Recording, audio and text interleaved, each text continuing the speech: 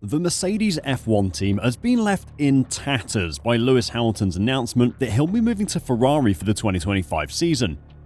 Toto Wolff's decision to not offer Hamilton a long-term contract has come back to bite him, and a world without the 7-time world champion looks pretty bleak for the Silver Arrows. The search for Lewis's replacement must begin though, and attempting to find a good option will be a challenge.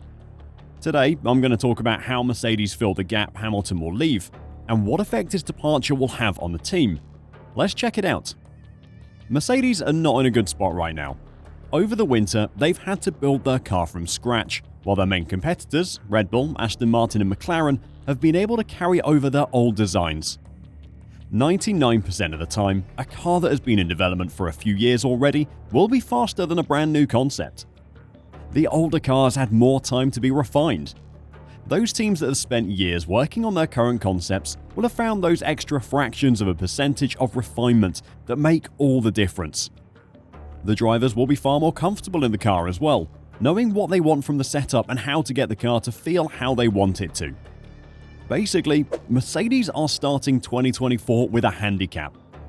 On top of that, they've just had their worst 2 years since Lewis Hamilton joined the team, all the way back in 2013. A big part of that problem has been the brain drain happening at Brackley. Before the budget cap, Mercedes could and did spend big to get the best engineers the sport had to offer. But once their spending was reined in, they couldn't continue to offer over the going rate for engineers. So those engineers started to move elsewhere. There has been exit after exit after exit from the factory, and the effects of that are starting to be felt on track. Mercedes are at a crossroads, Mika Hakkinen told Bild, speaking before Hamilton's shock exit announcement. There has not been a question mark over the team for a long time. After a decade full of success, the past 2 seasons have left their mark on those responsible and employees. And that's good. You have to be angry now. Now you have to develop this unconditional will to win again. The team has to become a team again, develop this blind understanding. That is currently missing. Part of becoming a team again is going to be shoring up their sinking ship. To create a successful F1 team, you need stability and continuity in your factory. That begins at the very top with the team principle. Toto Wolff came into Mercedes at the same time as Lewis Hamilton, and he's never known F1 without its most successful driver. He was on the board at Williams for a few years before buying a third of Mercedes and appointing himself as team principal, but he had almost no involvement in the day-to-day running of the team back then. With Lewis leaving Wolff, the Austrian has lost his closest ally and biggest weapon. With the team in decline and their best assets leaving, many people have been asking if Toto should go as well. Wolff signed a 3-year contract of his own last month, a statement of commitment which followed the extensions penned by Hamilton and George Russell last summer. If Wolff knew about Hamilton's plan to leave, would it have affected his decision to sign a new Mercedes contract? No, it wouldn't have changed that, he confirmed. I think whatever role in the team, or whatever title they give it, I'm going to be there in the future. So it was a no-brainer to continue in an executive role. You can call it CEO, managing director, chairman, or team principal. The easiest way was to stick with what we have. It wouldn't have affected me, because I'm so proud of being part of this Mercedes Formula 1 team that carries this huge legacy of the star and racing history, and we're going to write more history in the future as the Mercedes Formula 1 team. While Wolff will be staying on, rumours of many more team members following Hamilton to Ferrari have been growing over the past week. Successor, who was one of the only Mercedes team members against the failed car concept, was recently poached by Ferrari for the 2025 season, after being the head of vehicle performance at Mercedes during their championship-winning seasons. Successor leaving is a huge loss to Mercedes, but he's only the start of the list of team members potentially moving to Italy. Lewis's race engineer, Peter Bonington, or Bono as you probably know him as, is also thought to be making the move. Ferrari have already confirmed they would be open to him joining the team, and Bono would help Hamilton bed in and perform at his best. So with Mercedes losing key staff left and right, how do they begin the job of replacing the most important team member, Lewis Hamilton? The list of potential replacements is as long as the F1 grid, but when you really look at who would go there and who Mercedes would actually want, it starts to get significantly shorter. Part of the package that Hamilton offered was his experience. In terms of car development and setup, he's almost unmatched on the current grid. Almost is the important word, because there is a Spanish driver who is both out of contract and as experienced as Hamilton. Fernando Alonso is making it onto many people's shortlist for a Lewis replacement. As a two-time world champion and a veteran of 20 seasons in F1, he could fill in where Hamilton has left. At Aston Martin, Alonso has proved he can play the team player and help develop a car. Asked who he would choose, Jacques Villeneuve, who won the 1997 Drivers' Championship, replied, "Fernando Alonso. That would be fantastic. Also because you cannot take another young driver like Russell, not a Mercedes." Alonso is certainly not young. He might not be slowing down, but at 42, he definitely isn't getting any younger. Part of the reason Hamilton left Mercedes was the team's reluctance to give him a long-term contract considering his age.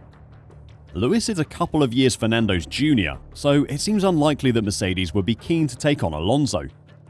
And considering where Mercedes are at the moment, would a driver like Alonso really be the best replacement? Mercedes are heading into a big rebuild to get ready for the technical regulation changes in 2026. If they really want to rebuild in a post-Hamilton world, they need to be looking at bringing in a young driver who will help them grow in the long term, and that isn't Alonso. There is a driver who isn't on the current grid who could fill that role though. Speaking this week on the possibility of taking a huge leap of faith and promoting a youngster into Hamilton's seat, Wolff did not directly rule out the prospect of 17-year-old protege Andrea Kimi Antonelli emerging on the scene. "When we decide with Lewis to go for a short-term contract, we knew what we were doing," Wolff told reporters during his midweek press conference after Hamilton's confirmed departure.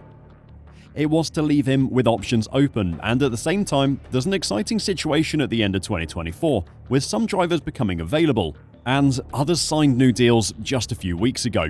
So these ones would have been opportunities." That is a clear confirmation that Mercedes wanted Leclerc or Norris on the team, by the way. Though whether either of them would have gone to Mercedes is a different discussion. Wolff continued by saying, "With the timing, if it had been 6 weeks earlier, there would have been more opportunities, but it is what it is. But in 2025 and beyond, the driver market is very interesting, and we need to look to the future, and who is it that we can partner with George?" The future for Mercedes is almost definitely Antonelli. He's still just 17 years old, but is tipped for a bright future. He will skip Formula 3 and move straight into racing full-time in Formula 2 this season. Recently, every F2 driver was testing F3 cars in wet conditions, and Antonelli blitzed his rivals by being faster by whole seconds. Kimi has been with Mercedes since he was 11, Wolff said. He's been in the junior program and his career was very successful. I think the most important at that stage is he focuses on F2. If we start to spin his mind or unleash rumours, that's not going to help his F2 campaign.